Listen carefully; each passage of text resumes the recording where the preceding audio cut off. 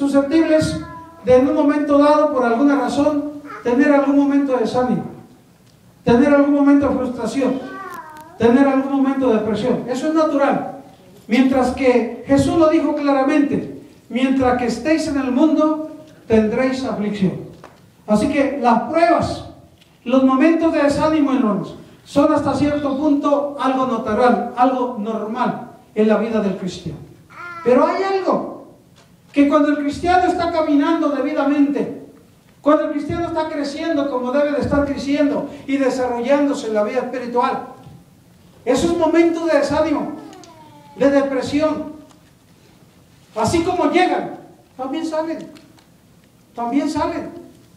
Entonces, cuando nosotros estamos caminando debidamente, cuando estamos creciendo, cuando nos estamos desarrollando en la vida espiritual como debe de ser, como la palabra nos enseña, porque todo en la vida, hermanos, desde que nuestro Dios creó los cielos y la tierra, lo creó bajo el sistema del movimiento y del crecimiento. Todo es movimiento, todo es movimiento, si usted se puede observar las cosas. Entonces, hermanos, la vida es un continuo movimiento. Por ejemplo, la vida humana, en el momento en que el germen de vida es depositado en la matriz de la mujer, si ese germen está vivo, si ese óvulo ha cobrado vida, comienza a desarrollarse. Es un movimiento.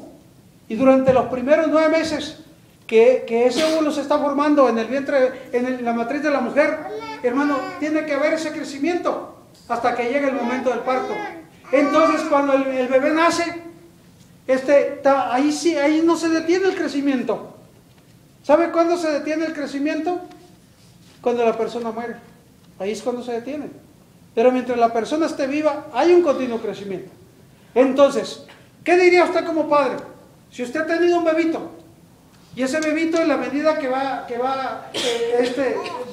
creciendo, va viviendo, lógicamente que usted como padre y como madre está esperando que ese bebito crezca, que se vaya desarrollando. ¿Lo están oyendo, hermanos? Amén. ¿Amén, hermanos? Amén. Ok. Pero ¿qué pensaría usted como padre y madre? Si ese bebito ya tiene 1 año y usted lo sigue viendo como un bebito de 3 meses, ¿no comenzaría a sospechar que algo raro está ahí?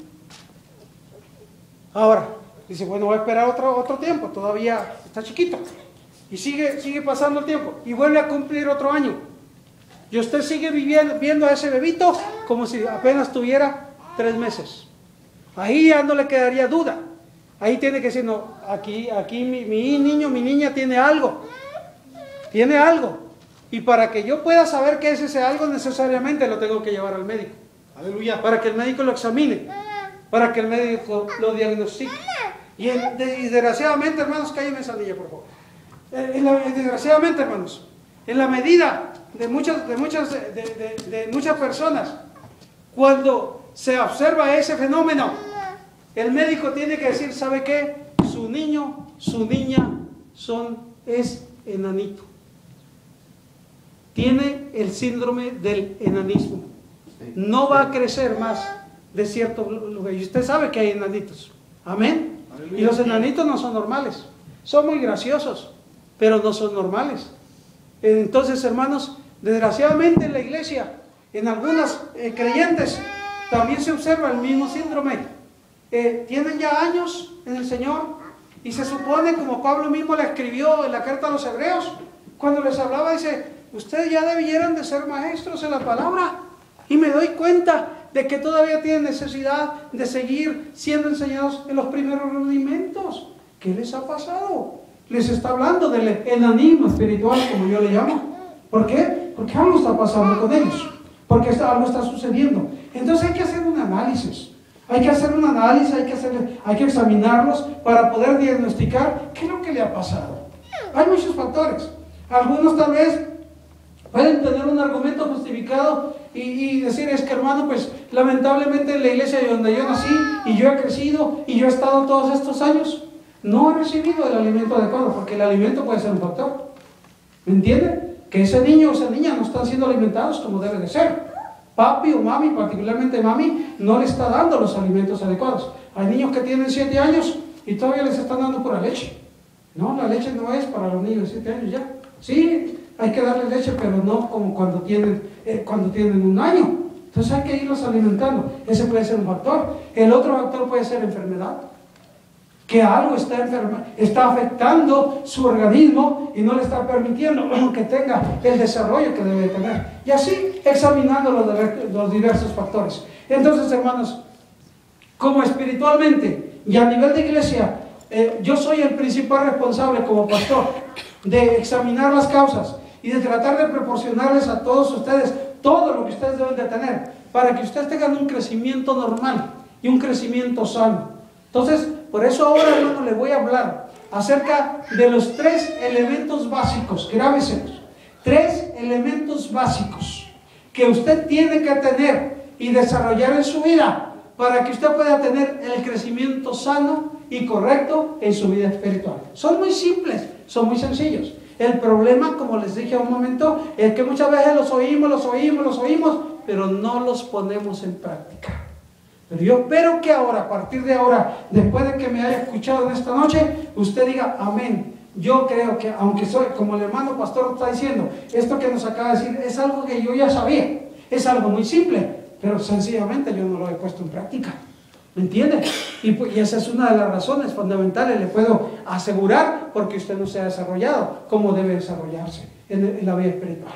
Entonces vamos, hermanos, en esta hora. Dice el versículo que leímos, contiene el mensaje. Dice, por lo demás, hermanos míos, y luego se nos da el aguijón, se nos da el empujón, dice, fortaleceos en el Señor y en el poder de su fuerza. Fortaleceos en el Señor y en el poder de su fuerza. Está hablando del Señor Jesucristo. Dice, fortalezcanse en Él y en el poder de su fuerza. Entonces nos lleva a examinar la vida terrenal del Señor Jesucristo. Cuando Él vivió aquí en la tierra, particularmente los últimos 3 años y medio, que fueron los años de su ministerio. ¿Cómo hizo el Señor? ¿Cuál era el poder del Señor Jesucristo? ¿Cuál era la fuerza del Señor Jesucristo? ¿Cómo el Señor pudo enfrentar todo lo que enfrentó y salir victorioso, aún de la cruz? ¿Cómo? ¿Qué era lo que tenía? ¿Qué era lo que movía? ¿En qué era lo que Él se fortalecía?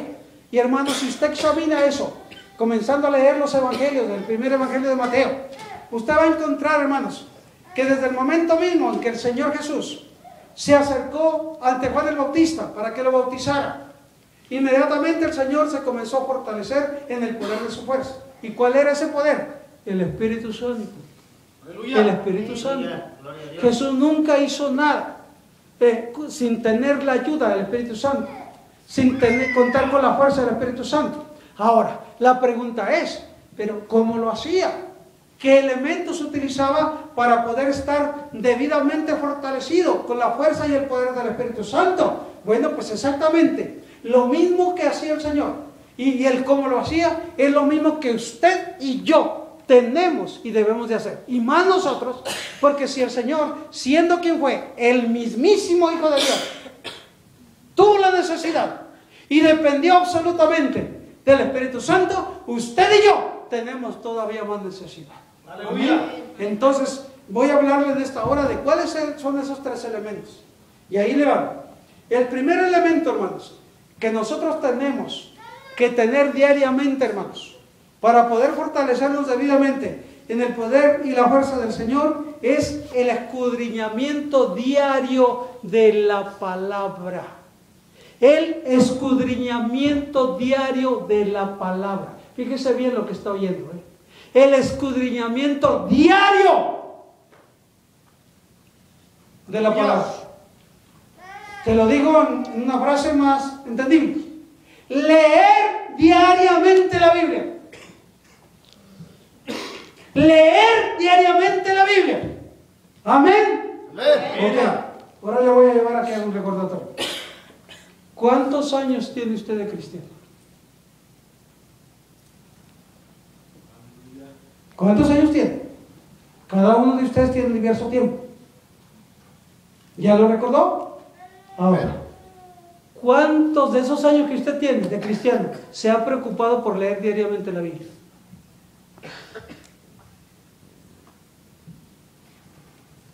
Usted tiene que admitir que no. ¿Que no? ¿Que la lee esporádicamente?